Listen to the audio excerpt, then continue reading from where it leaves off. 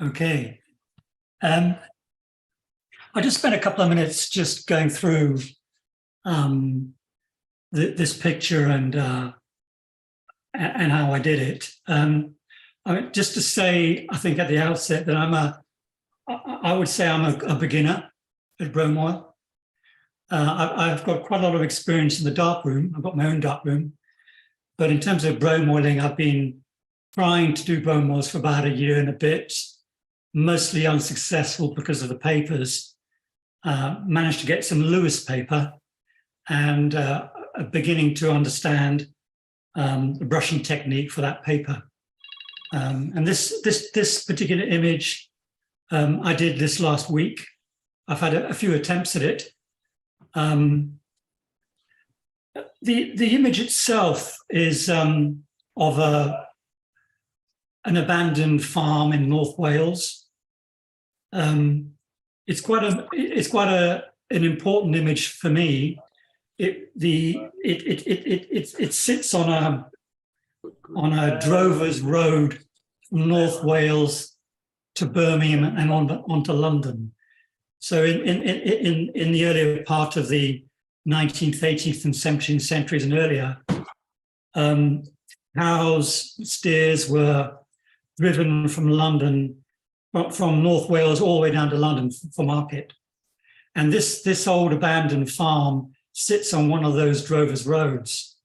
And it was the subject of a series of photographs by Faye Godwin, who's one of our most sort of famous photographers from the 1980s and 1990s.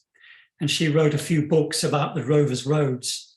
And this area featured in one of her books, although not this particular image. So I walked the drovers' roads with my Hasselblad, and this is one of the images that I took. So actually, I revisited this place last year, and that tree is no longer there. It's fallen down. It was as a result of one of the storms we had last year. So you can't take this image anymore, which is one of the great things about photography, I think. Tony, did you cut the tree down just to make sure nobody could? Yeah, something like that.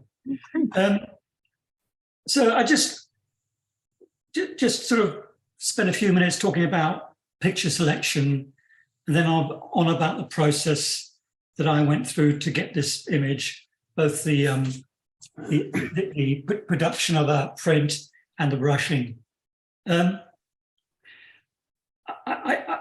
I strive for pictures with strong highlights, although this particular image doesn't show that.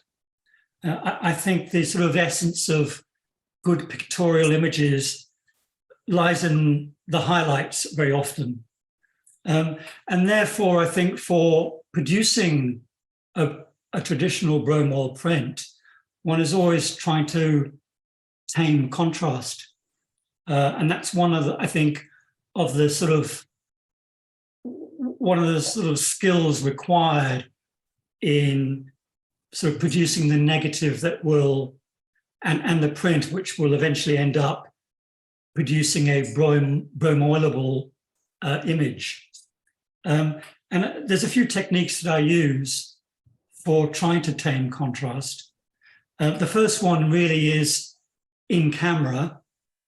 So for my Hasselblad and for my Nikon film camera, I use a diffuser, which fits as on the lens, and I meter for the shadows and find and stop down to a zone 1 through a diffuser. I take the image, if it's high contrast, I take the image, and then I superimpose on top of that image my shot. And that way the film has been pre-exposed to a very small amount of light. And that helps, I think, tame the contrast a little. So And I real also quick, use, do I understand? So are you like flash the film basically?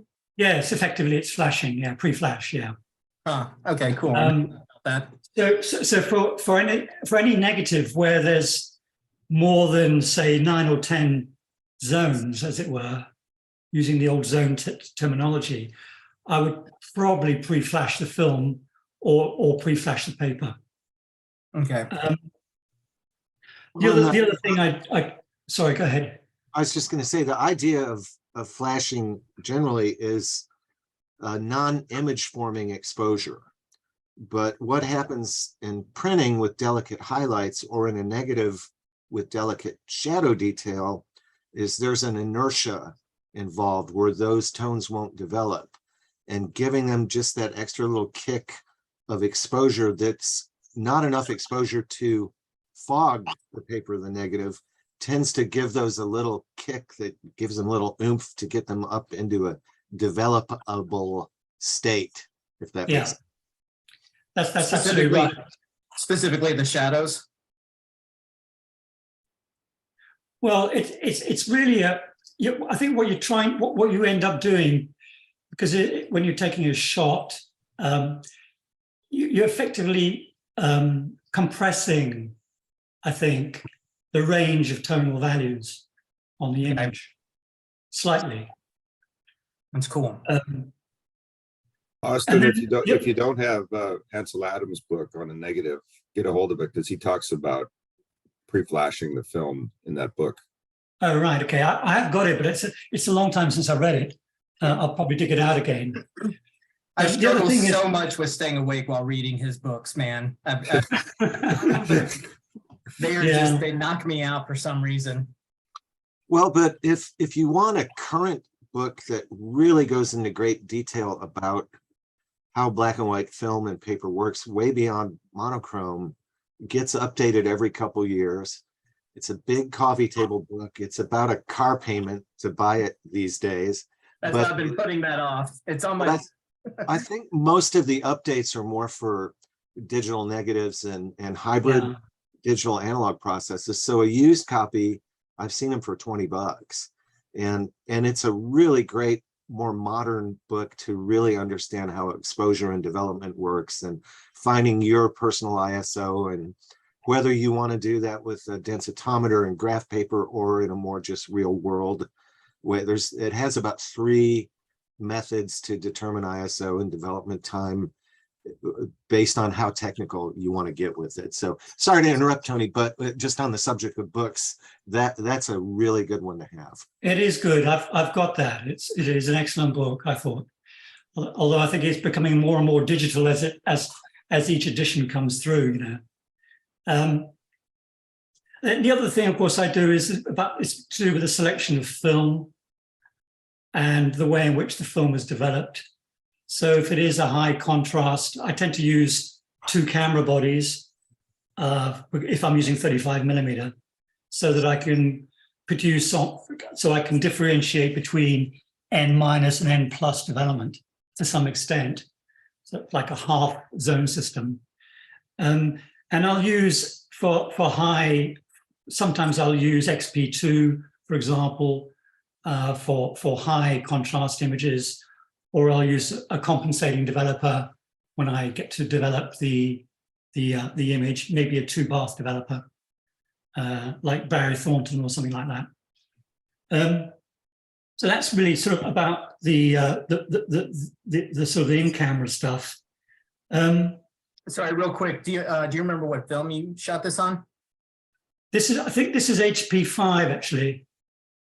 I think from memory. Okay. Yeah.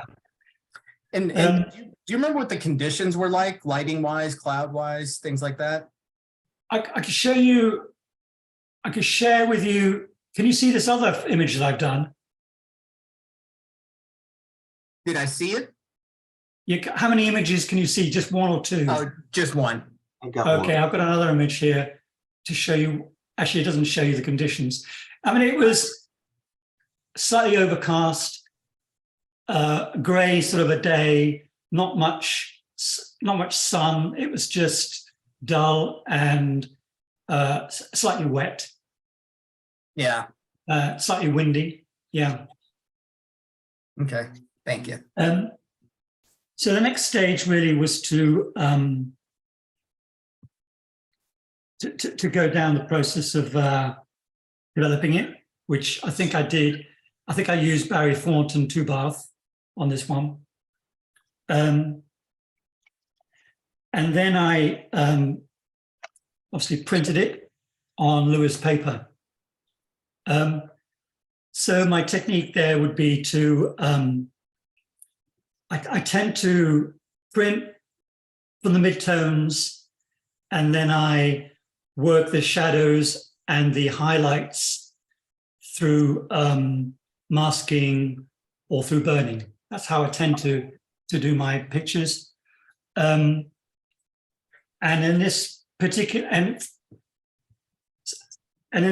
situation, I think I added about a 30% development time after I got the print looking in a satisfactory state.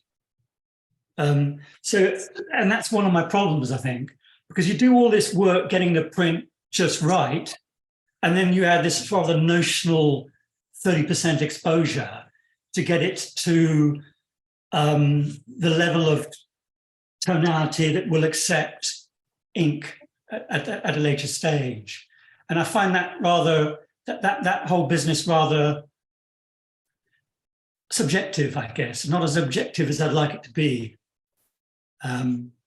Well, and I had commented earlier in the group that sometimes it takes an ugly print to get a beautiful bromoil. And it really is that you're at it, you get your print dialed in perfectly, and then you want to drop the contrast or add a lot of density. And it can be very disconcerting to look at the print you're going to bleach and be like, geez, this is not attractive. Yeah.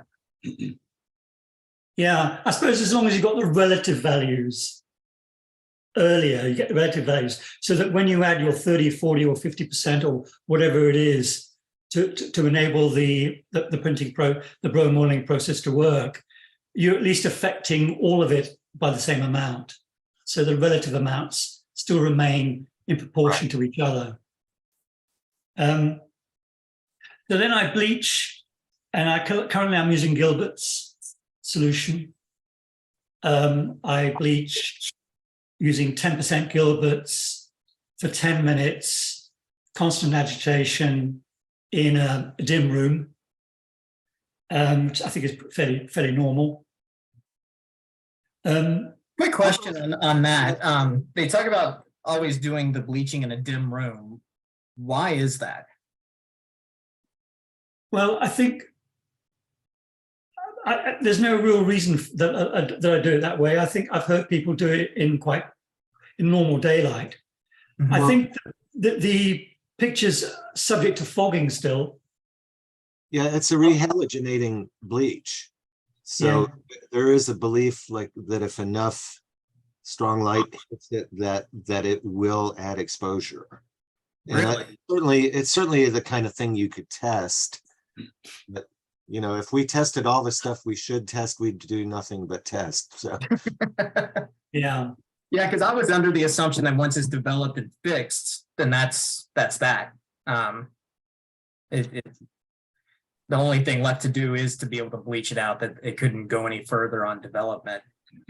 well, Tim Rudman in one of his toning books showed where he had bleached prints and put them in a water bath where they overlapped, and the toning was very different in straight lines, that somehow light hitting the print had affected the toning step, which is a redevelopment process.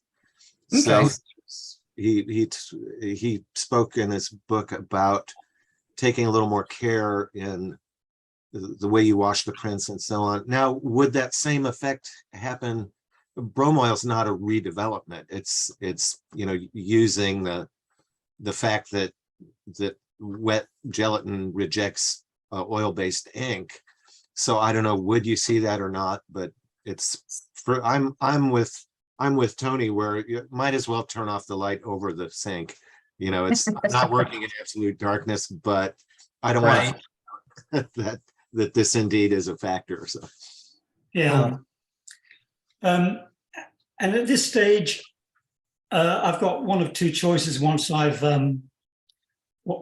bleached it, I wash it for about 10 minutes, get rid of the bleach and the yellow color. And then on some prints, before fixing, I'll redevelop again, partially. I'm still experimenting with it. And that's to alter the contrast. And I'll redevelop using 2 bath. So I might redevelop in a dilute solution of developer. And then once the blacks start coming in, I'll put it into a water bath and just without any agitation, and then just let the highlights catch up. So I'm experimenting with that at the moment, but my normal route, as per this picture, is that I then, after washing, I fix in ordinary fixer, and I fix for 10 minutes. And then I wash again. So the 10-minute fixing, are you using just thiosulfate versus a rapid fixer? No, I'm just using thiosulfate. Okay. And I think I use 12%. Yeah, 12.5%, I think it is.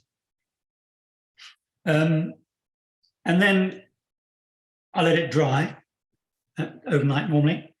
And then when I come to brush work, I dry it with a hairdryer, super dry it for I think it's about 90 seconds. And then I soak, and I'm still playing around with the soaking times.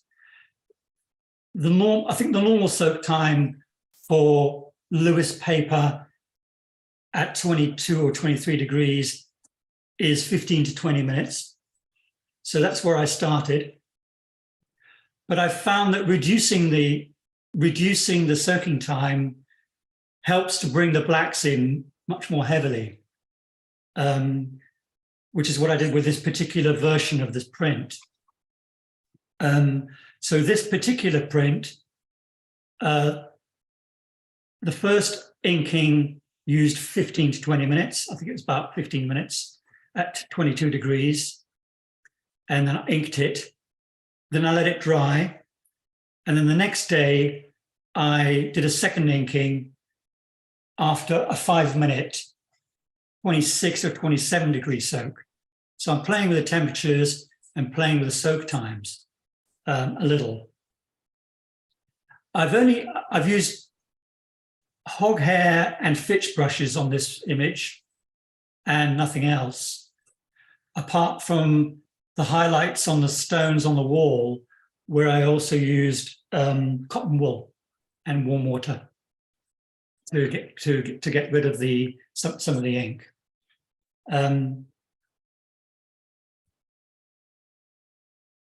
I think there are 4 inkings on this one over about 3 days.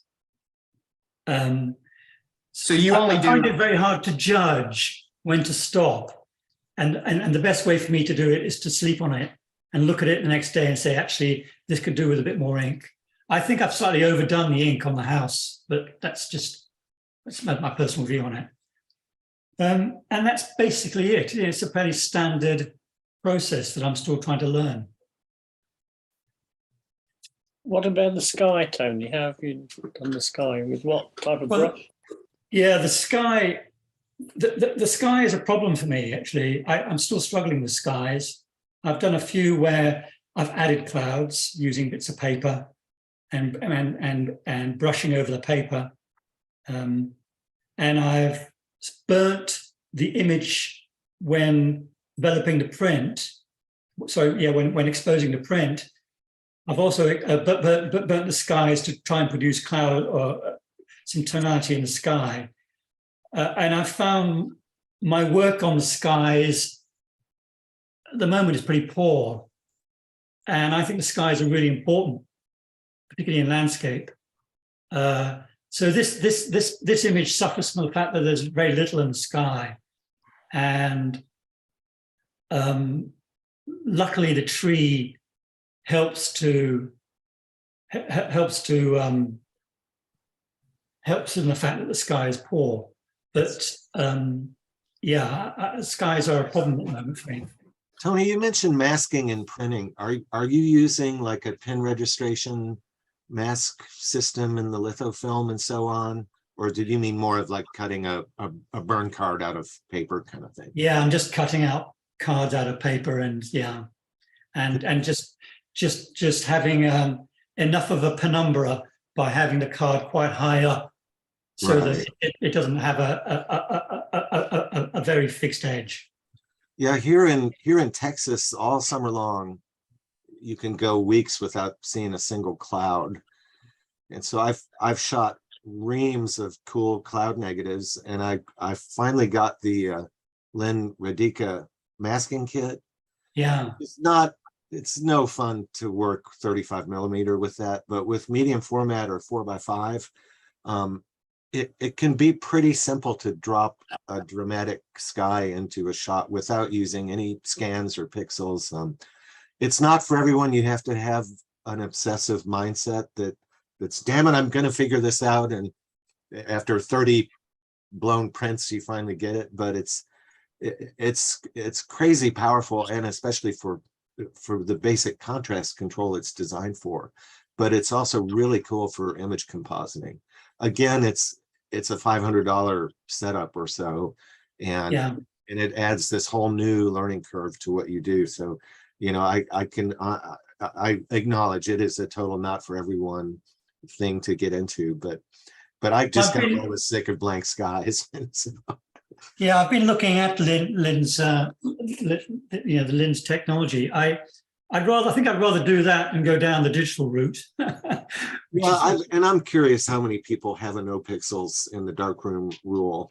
I do digital video and photography all day, and so I like the challenge of not using any of those things in the darkroom. Yeah. But yeah, at some point, if we ever want to do a Zoom call about masking systems and how they work, I'm not a great expert in it, but I've been doing it about 5 years with a lot of success. So That's great, Michael. You just volunteered for the next call. That's cool. I'm actually about to complete an insane print that's 5 images to make one cohesive sort of narrative images, and I am videoing all the steps of it. So maybe in a month or so, that I think we can go through that. It would be fun. So just to wrap up, I'm having problems with skies, so I need to practice for that. But Tony, I think the sky looks great in this. The tree really fills the space. I think for this particular image, there seems to be a bit of an overabundance of discussion around skies and the importance of them. And I think in a lot of images is true, but in this one, what is of interest is the tree and the building. And so I don't feel that there's lacking from not having the sky, because at that point, typically you might have clouds that would be behind the tree, and then that would just feel cluttered in my opinion. So I think it was actually good that you had a clear sky this day, because it really allows me to sink into the detail in the tree, like the shadow area on the inside of the cabin there, the cottage, where I can still make out some of the brickwork in that shadow, below the chimney. I think that's stellar. Yeah, my top takeaway from this image is once again the choice of image and negative for Bromoil is half of the process. If you just take some weird snapshot of your street and make a Bromoil of it, you're not going to get this that Bromoil gives you. It's a great composition. It's a great subject. And have you guys all watched the Norman Greispiert videos on YouTube of his? Yeah, I have. Yeah. Mm-hmm. He was a master, but he was a master of shooting and framing and composing for his end process. And that's a huge part of what makes his stuff work. And if you had told me this was a Greispiert print, I would have believed you. So I don't know if I could give a better compliment than that. Right? I tell you the other thing I'm having problems with, it's edges. I mean, it's very scruffy. I burn the edges when I print the image so that the edges will take more ink. So particularly where I have a featureless sky, but I'm struggling with getting neat edges at the minute. I think that's just I probably just need to be a bit more fussy about how I do it. But I love the edges on this print. They say it's a bromoil. They say it's an alt process, and they say it in a way that doesn't distract from the print. All these kids getting into film and scanning these days, and they're scanning the film borders to say, look, I really shot it with film. It's hugely distracting, but I think this is subtle and beautiful. I never try and do clean borders. I'm like, I'll mat it. You know, it's too much. What is the size, Tony? Can you still see me? Uh-huh. I think it's about it. It's 7.5 by 7.5. Okay. Yeah. That's the issue I have with the Lewis paper. Why doesn't he have 16 by 20? Yeah, it's a drag, isn't it? Yeah. That's what's led a lot of us to the FOMA and the liquid emulsions, is to get bigger prints. That's why I just bought this FOMA 112 in 11 by 14 and give it a shot. That's my next step up from 8 by 10. We'll see. Yeah. Do you know where his paper is made?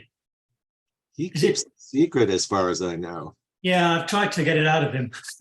I don't know if he just bought a truckload of paper and keeps it in a freezer, but some chemistry photo guy told me that the issue with, if you've got some beautiful old AGFA MCC and it isn't fogged, that inked great 7 years ago and now it doesn't, that there's something about cross-linking of the polymers or something like that even refrigeration or freezing won't prevent. So I don't know how true that is. I just know I have some papers that used to ink like crazy and now they don't. But that I've never gone into 20-minute soaking times, and that's something I'm really curious about. With the foam emulsion, a 3-minute soak, you pull it and blot it, and it looks like you're looking at a coin. You can see the image in 3D relief.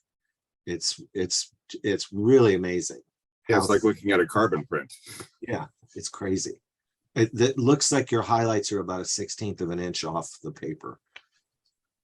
Yeah, the Lewis stuff doesn't swell like that, at least not in my experience.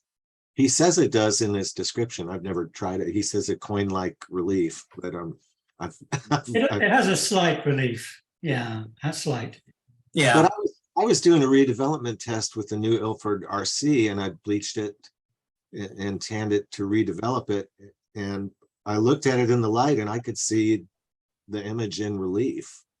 Now I don't know if I think RC paper is just going to be too slippery to ink weld, but I was kind of surprised that the current Ilford RC did really swell.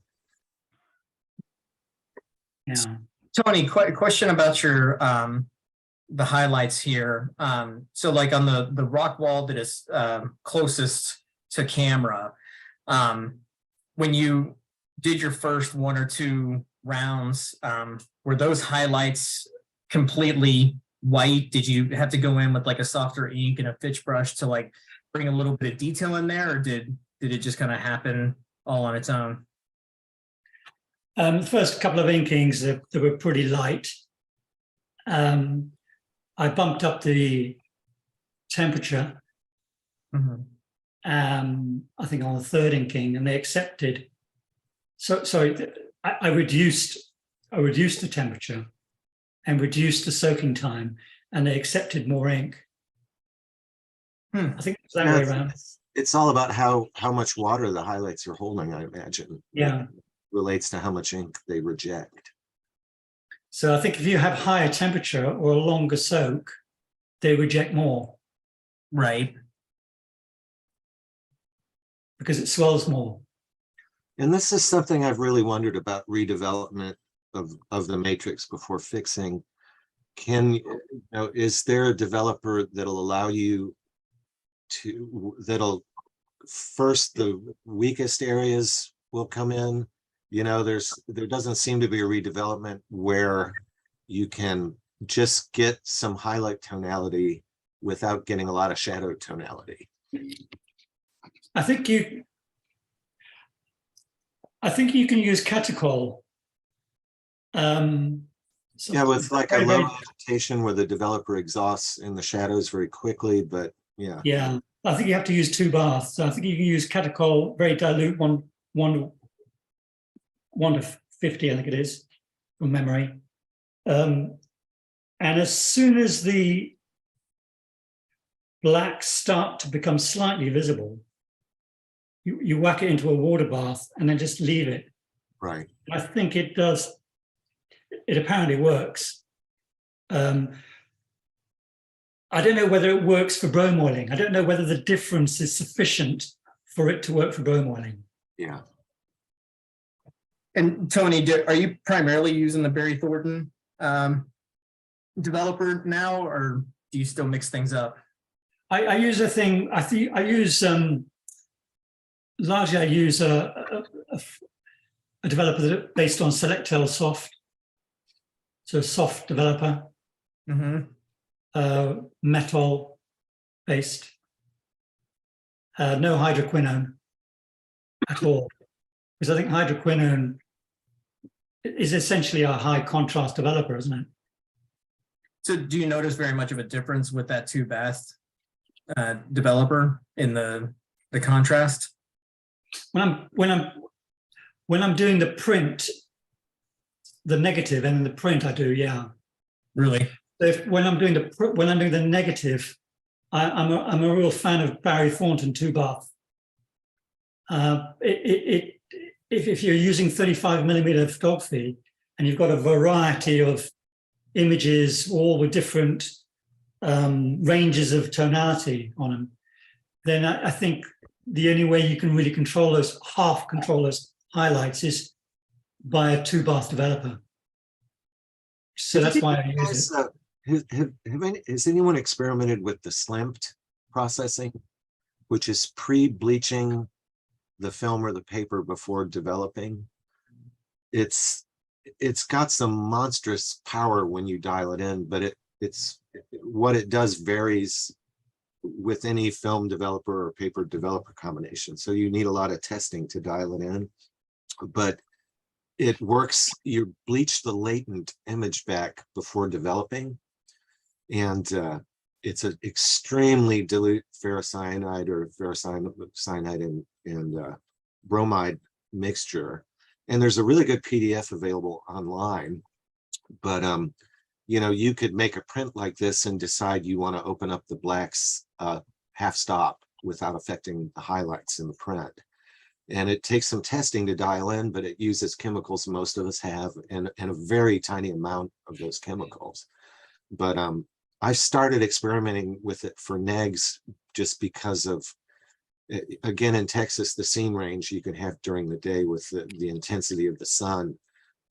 So it's a way to knock back highlights in a negative without compressing development, where you can really blast a lot of light into your shadows and mids and get a ton of separation. And then it's like you shave the highlights off in the developing step. And it's very repeatable. You can do enough tests to say, oh, I want to knock a half stop or a stop off my highs. It'll take this long to do it. But there's excellent documentation online. If you Google SLIMT. Yeah, I've heard of it.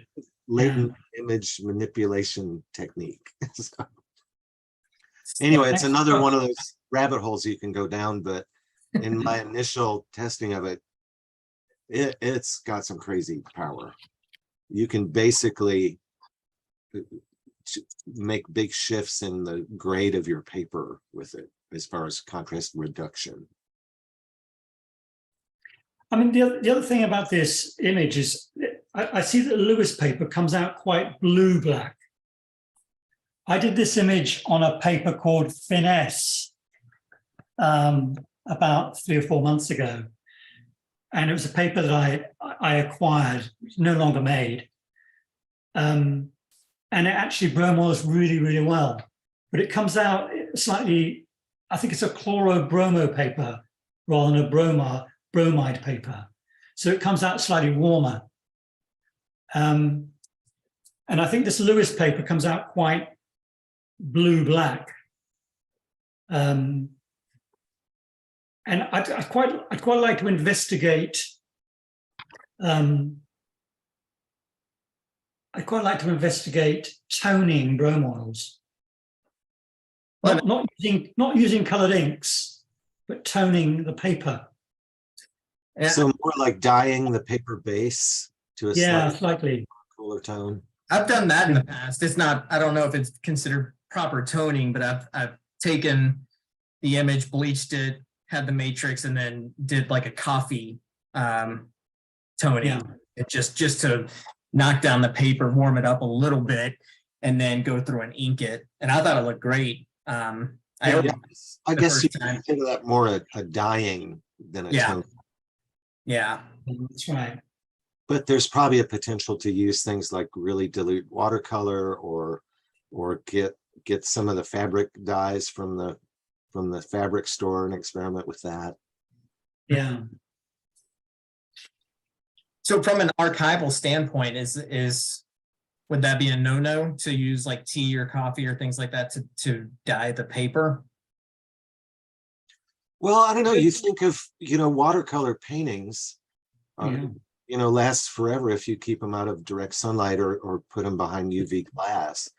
And that's with the things I'm doing where I'm rephotographing a bromoil and then printing it on canvas with liquid emulsion and tinting the canvas with water-based and then oil paints and varnishing it. So and Tony, to clarify that, like if you took this print and shot say a 4x5 neg of it, spread liquid emulsion on canvas, then reprint it on the canvas, and you have to do a few tests because it's another generation of print. So you want to watch for plugged up shadows or blown highs and so on. Fairly simple to go through a couple shots of testing on scraps, and then actually tinting, the way anyone would tint a photograph. Though on canvas, I use really thinned out oil paints. And when those paints dry, then I varnish the canvas. And it's really for one thing, it looks about a foot deep when you get that varnish on it. But the reaction of the viewer is like, wait, is this an old master's painting or is this a photograph or, what the heck is this? But again, it gets you into that, what methods do you have at hand for toning or colorizing an image? And, are they archival or are they not? But in my view, I prime the canvas with an oil painting ground. I'm not using house paint.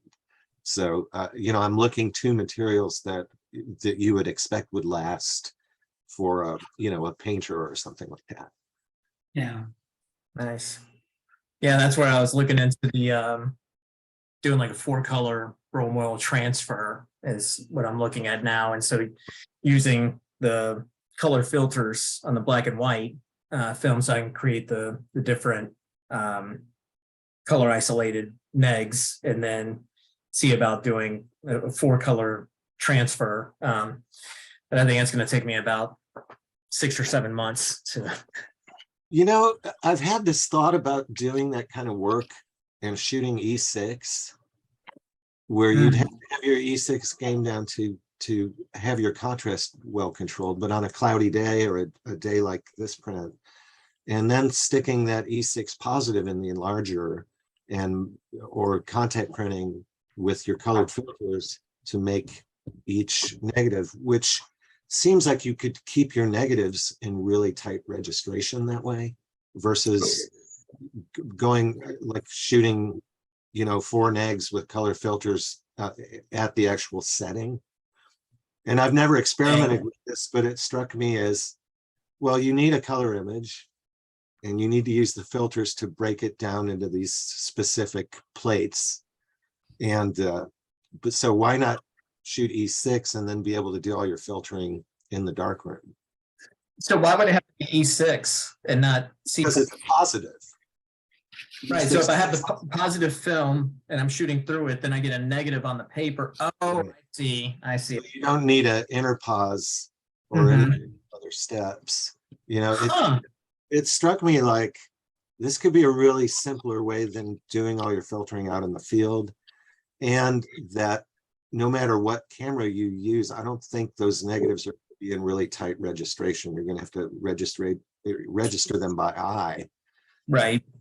If you had E6 and some kind of pin registered contact printing setup, which you could make very simply by, you know, taping a little scrap of film to your E6 positive, punching that, putting some silkscreen pins on glass and so on, that at least you would have your separation negatives could then be perfectly registered. So I don't know, I was thinking of it more as a way Crazy. Yeah. to composite images to shoot on a blue screen or a green screen, because my images, I'm making these scale modeled backgrounds and compositing human beings into a fake set and so on.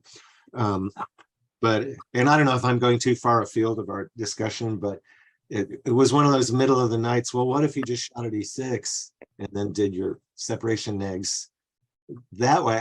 I think it's a promising direction for someone with a lot of time on their hands. Guys, may I cut in? Oh, please. Yeah. First time in the meeting, and sorry for coming late into the meeting, and sorry for not saying hi before, but the house is just now coming to a rest. We have had a family birthday party downstairs, and the smallest one is just now being put to bed. So I'm Terje, Norwegian, pretty new at Bromoil. I'm still on the basics with choosing ink, knowing anything about ink, knowing about the correct papers. I've tried out the Fuma Brom 113 and started to not master but get decent results, and now I cannot get that anymore. So I've also ordered 112. So, but in a smaller format. I as you started with the 11x14 because I hope hard and I fall hard. So and I don't have a good washing solution. So when I bleach, it's one paper or at most two papers going through that production line. So I'm working very slowly, but that's okay. I've never seen physically anybody making a Bromoil. I've just seen the videos from the guy you referred to, Gary Speed or something like that, Yeah, and many others, and of course they are incredibly inspiring. But I have to ask myself, how does this picture look that you are choosing, the exposure you are choosing, versus a picture that you would print for display? I think I'm getting there, but there are so many questions. I don't think I have much to contribute with knowledge and test results, but mostly being here to learn and yeah, All right, showing I'm my on the face. video link. Say that again, Dave. It's all right. The wife's just walked in and disturbed me. Sorry, I'm sorry I'm late, but I've been messing around trying to get the iPad to work, and I'll tell you what, if Steve Jobs was around, he'd get it inserted sideways. Yeah. We had you. Were you on the computer the last call? Yeah, I was. I've had to transfer back to the PC now. Well, it'd be good to get good to see these results on this Unibrom, is it, paper? Be nice to see those results. Yeah, that's a popular lith paper. It's one of the few lith papers that's still in production, and I was surprised to see people getting good results on the Unibrom. I think I'm thinking of the right paper. The it's like a Russian or Ukrainian paper. Slavich Unibrom. Yes. Yeah, 112. Yeah. No, it's Slavich Unibrom 160. The 112 is Foma. Yeah. Former Brom. And you guys, you know how Ilford every year has their large format film thing where you can get 20 by 24 HP5 or whatever. They have this yearly order for large format shooters where you can fill your freezer up, you know, where they don't cut the film into 4 by 5, they cut it into great big sheets and you pre-order. Why can't we get Ilford to do that once a year and make a non-hardened, non-super coated paper that would work for Bromoil and for Lith? If they would take like the multigrade 4 warm tone formula and do a yearly thing. I mean, should we all just bombard them between Bromoil? And I think Bromoil and Lith printers could both benefit from a matte paper. I think the things that prevent Bromoil also prevent Lith printing. And would Ilford hook us up? I kind of doubt it, but it's worth a try. I think because from my experience, it seems like there's a lot more Lith printers out there than Bromoil. Yeah. If you know, rally that audience, some type of petition and say, hey, yeah, Lith, you're done when it hits the stop bath. You know, Bromoil, you haven't even started. Bromoil is a next level of insanity.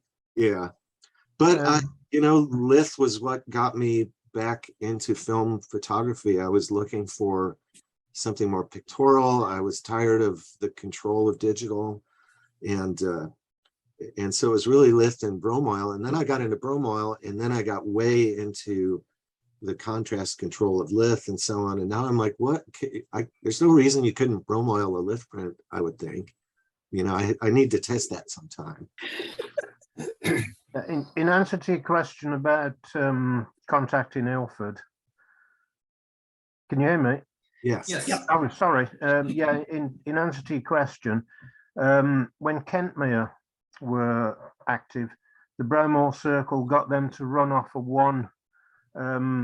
one-off of Kentmere document, or it was a Bromoil paper, but we had it the emulsion on the reverse side, which hadn't got any texture. And Kentmere, a relatively small company, did that. We've tried asking around Ilford and people, and I think they're just too big, and the demand is just too small from the Bromoil users. Yeah, I mean, I've been to Moberly and I've been around their site, and I've been into the area where they make the paper and the film, and it's, you know, it's quite, for them to interrupt there, it's like a long process. They'd have to interrupt the process, insert a new small process where they're not going to make any money. They're going to lose money, effectively. Well, and meanwhile, the poly warm tone project that that's stopped, isn't it? Well, it got sidetracked by like Brexit and the pandemic, and now they're selling the emulsion. But but there's a video where they've got the old Ilford machine up and running, and they were coating paper. Tim Rudman tested the paper and liked it. The polywarm, it was ADOX is doing that, and they said Lith printers in particular would be excited. But I think they're only making a gloss paper, which I assume could be problematic. Yeah, I mean, I paid a deposit thinking I would get some paper eventually. This was a couple of years ago. Right. But never heard anything back. And there's a video where this really cute girl goes into the coating factory and they take her through all the machinery and how the machine is loaded with emulsion, and the guy calls it ice cream. And she leaves with a pack of paper, and Freestyle is selling just the polywarm tone emulsion. My understanding is the factory that makes the emulsion has to transport it across an international boundary to the coating plant. And that's something between the pandemic and Brexit, I don't know, was the thing I heard 2 years ago. But that situation you'd think would be resolved now, and ADOX hasn't posted anything new on their site about it. But and it may be a moot point for Bromoil anyway. I mean, if we want big prints, we may just have to get really good at coating papers. So a quick question on that, because I attempted to coat my own paper once and somehow exposed it. And I'm not sure if it was the light that I was using, the red light. I'm using an LED. red light is my safe light. But Michael, I know that you do a lot of coding yourself. Yeah, and I'm using that red super bright LED that's really become popular in North America. And it's a $3 bulb that goes in any standard socket. I've got 5 of them in my darkroom. It's like noon on Mars in there. It's fantastic. If you drop something, you just pick it up. You're not padding around the floor. Yeah. Where'd my burn tool go? Oh, there it is. But when you're coding, are you doing multiple coats?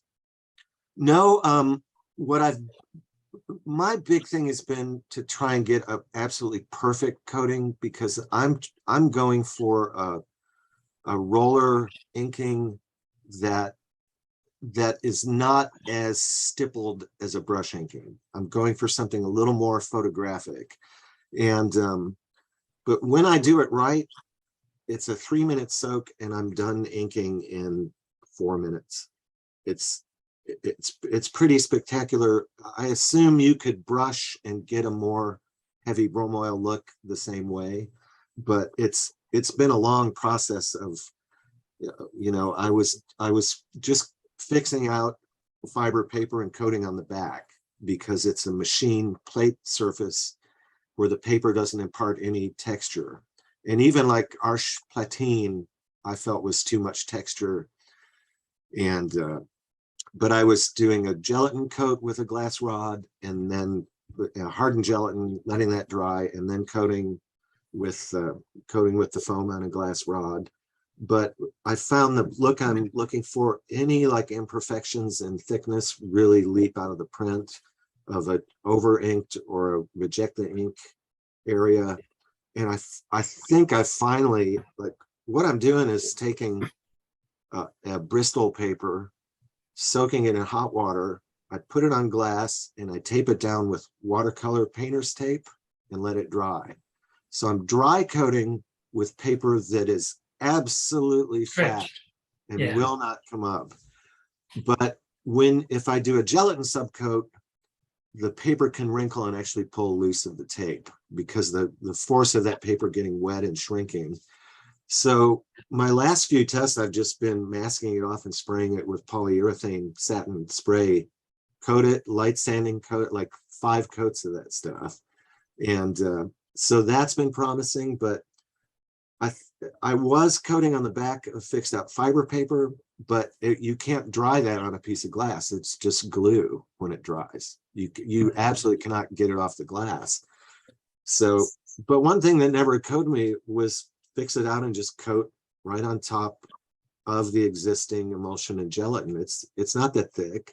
Obviously it doesn't swell on soaking, or we'd use it.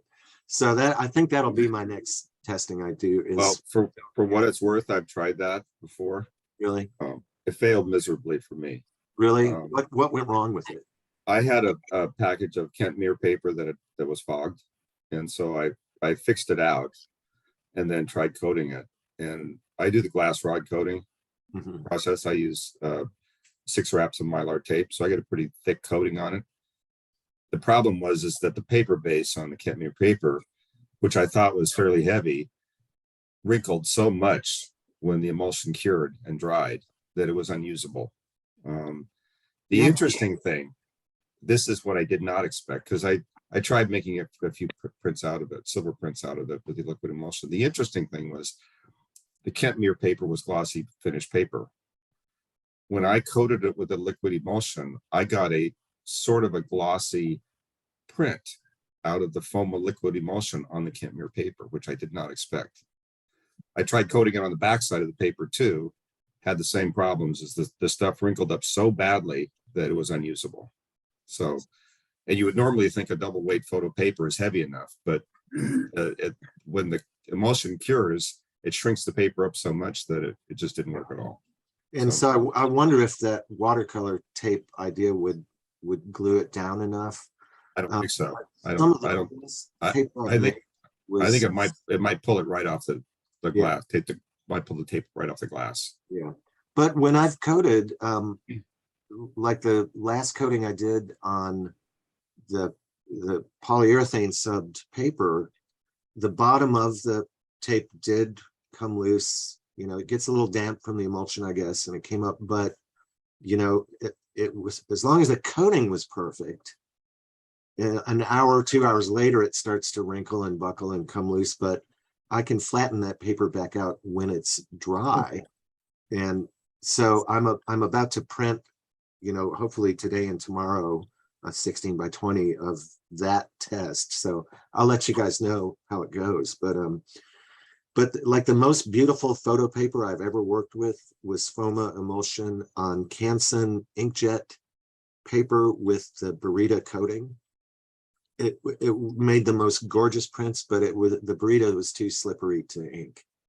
The ink just slid around on it. So it was, again, the quality of the blacks, and I guess the amount of silver in that paper was just stunning, but it didn't ink that well. It made pretty prints. So. A question regarding the liquid emulsion. I've tried for normal silver prints the FOMA emulsion on watercolor paper, the Fabriano Artistico, and I like the surface. It's not perfect coatings. I struggle with that as well. But can I use this paper with this process because it's buffered with calcium carbonate? You can get rid of the calcium carbonate. Say again? Are you saying, I mean, if you're, certainly some alt process workers get rid of the carbonate process. The calcium carbonate. Yeah. By using, I think they use succinic acid. Yeah, I'll try that. I can try both to see what happens without and with thank you. Well, so for what it's worth, the 3 papers that I use for the liquid emulsion, I haven't used the Fabriano before, but I use primarily Arches Platine, Hahnemühle Platinum Rag, and Burger Cot 320. So I have the Burger Cot 160 at hand, so that's that would be neutral, I think. If you've got 160 weight on it, it's going to be pretty thin. It's going to buckle a lot when it cures. So interestingly, you say the paper buckles. Kirk Toft has been using the backside of Kentmere document art for quite a number of years for his transfers. So I think it depends on what you're coating it with, and he's using gelatin as opposed to a liquid emulsion, but he don't get any problems with buckling. So interesting. Well, and calcium carbonate, you know, I think it depends on what process you're using. Does that chemical interact with the other chemicals in the process? And so I guess your question would be, does it affect the bleaching and tanning, or does it affect the ink? And, you know, the fastest way to find out is do a little test and see if it works. So there's that word again. Yeah. Test. I always say it three times in a row. Test. And real quick, Dan, when you coat, are you doing a gelatin layer before the emulsion, or are you just doing the emulsion straight on paper? Straight on paper. Okay. And have you run one of your workshops yet? Yes. Oh, nice. How did it go? Went very well. Awesome. Only I can handle up to 3 people in my dark room. I got a big dark room, but only one person signed up for it, so he got a one-on-one session. So it worked out really well. Nice. And this is the FOMA workshop with going through the process of coating with FOMA and printing and inking. Yeah, doing the inking with sponges, because I don't do the brush techniques like you guys, the rest of you guys do. Well, and that was Gandolfi or what's the guy's name? That Emil Schilt. Yeah, was. I've seen the video where he's tearing all the foam out of an old couch and pensively smoking a cigarette and inking and pensively smoking a cigarette. And it's funny, you look at the half a dozen videos on YouTube for him, and half the time he's sitting there drinking his coffee and smoking a cigarette, pondering and looking at a print. I know. That is exactly how all Americans do Europeans. Yeah. Coffee and cigarettes and art. I really wonder if I bought a little beret, would my inking get easier? You know, I think your quality would go up immediately, wouldn't it? Well, what's amazing in watching that is that when he's applying the ink, so I've started using some foam as well, specifically on portraits. But when he's like dabbing the pounding the ink in with the sponge, you can see the image appearing as if you were like actually hammering with a brush. But I'm like, that is not how it works whenever I'm using the foam. I can coat with it, and then I can use it to. It works really well for me for removing. Are you double coating when you brush coat it with foam? No, I'm just using the David Lewis paper on. Oh, okay. Yeah. No, I don't think the sponge technique works very well on commercial paper. And Oh, I interesting. think the problem, because I've played around with it a little bit, I think the problem is that with the sponge technique that Emil developed, you're working with a really stiff ink, much stiffer than what you guys are used to. And so I think the ink transfer to the paper very differently. And with the really stiff ink that I use with the foam emulsion, the emulsion is geared to accept it really well because the emulsion is so thick. But with the conventional pre-manufactured paper like Lewis paper or any of the others, as thin as the emulsion is, I think you need to have a thinner ink to like the normal process with the brushes that you guys do. So I think the sponge. What ink are you using?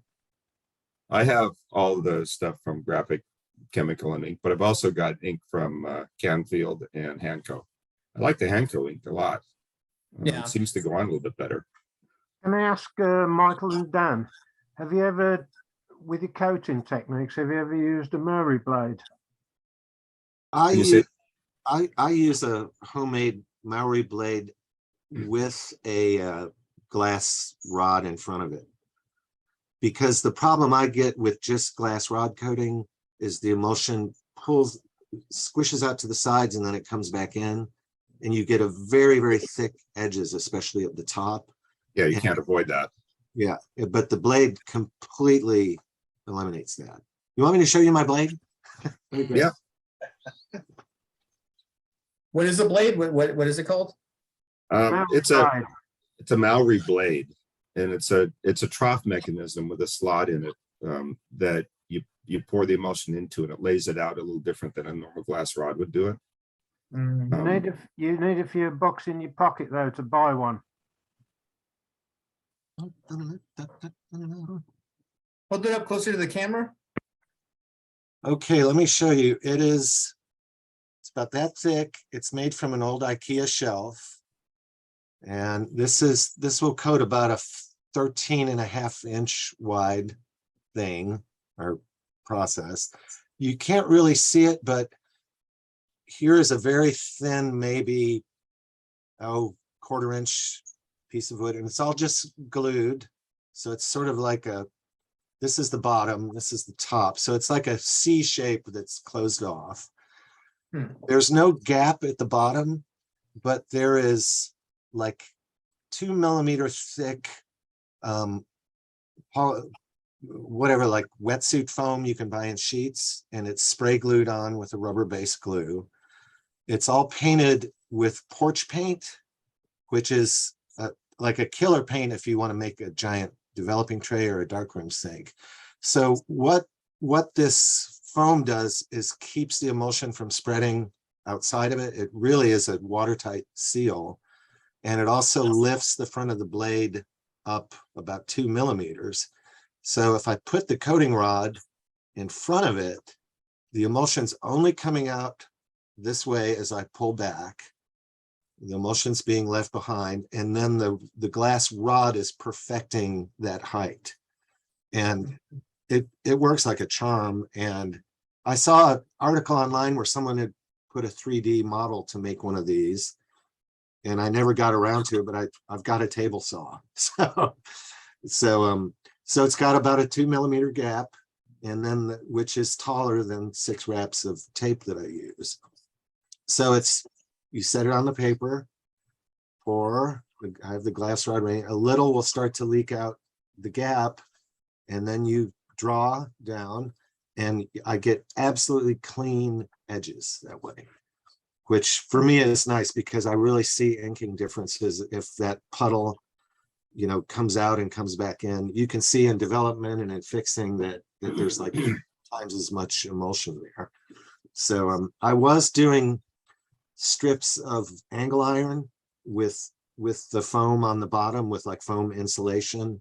And even that was it was too messy. I was still getting pooling on the sides. So the little DIY blade it has been a really nice advance for me. So I've got this one and I've got like an 8-inch one with a shorter rod for doing smaller tests.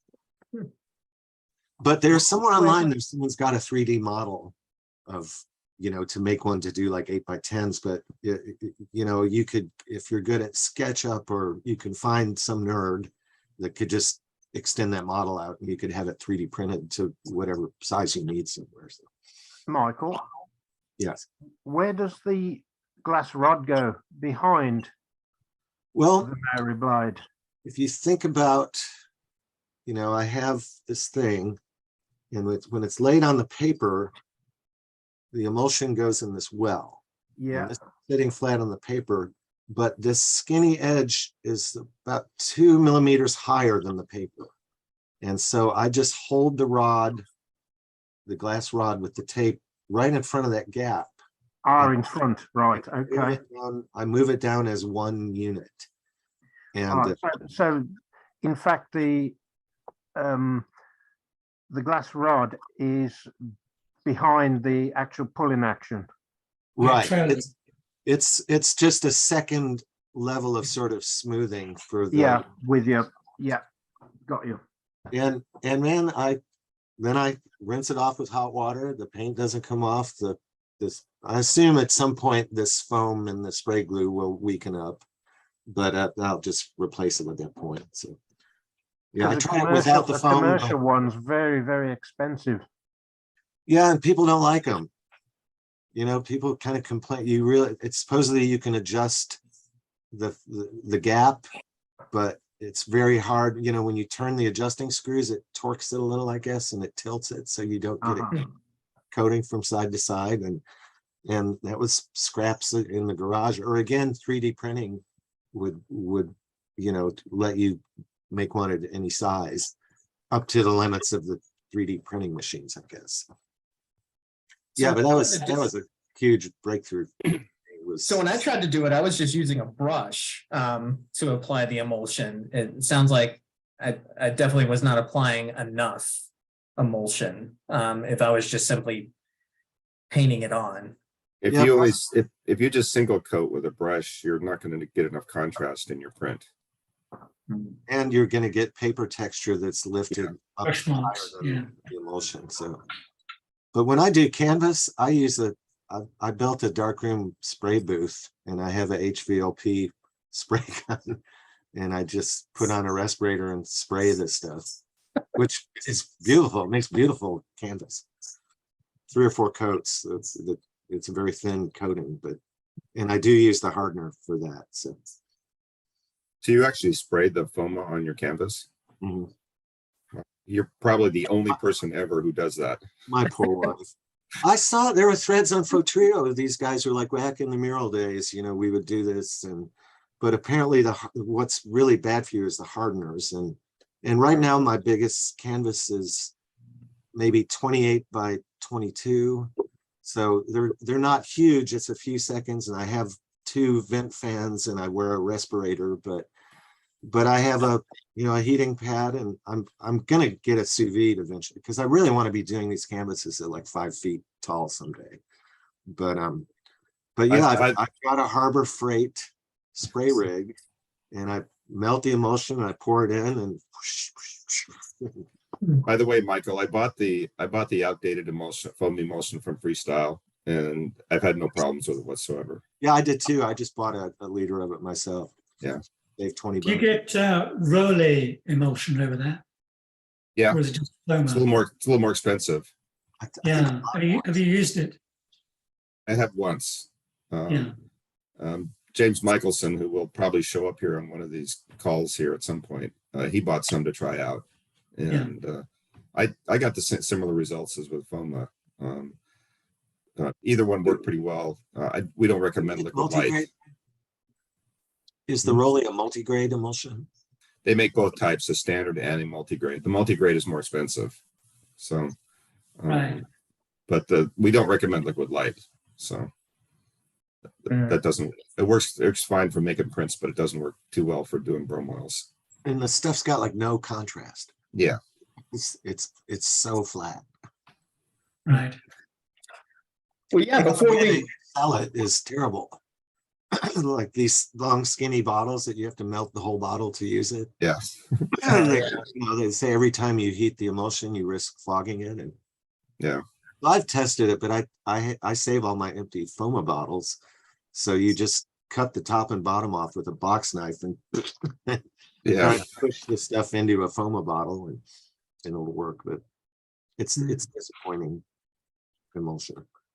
oh, before we wrap up, does anybody have any other questions for Tony's image or anything like that before we call it a day? I'm good. I just want to say again, it's fantastic work. And thanks, Tony, for taking us through it. Well, thank you. Thank you very much for your encouragement. Yeah, thank you.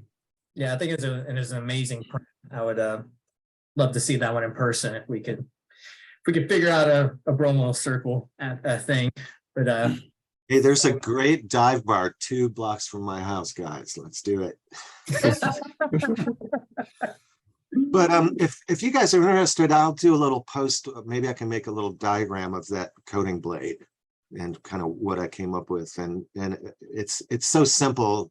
You could 3D print or make one out of, I know people have made them by epoxying glass together and stuff. So yeah.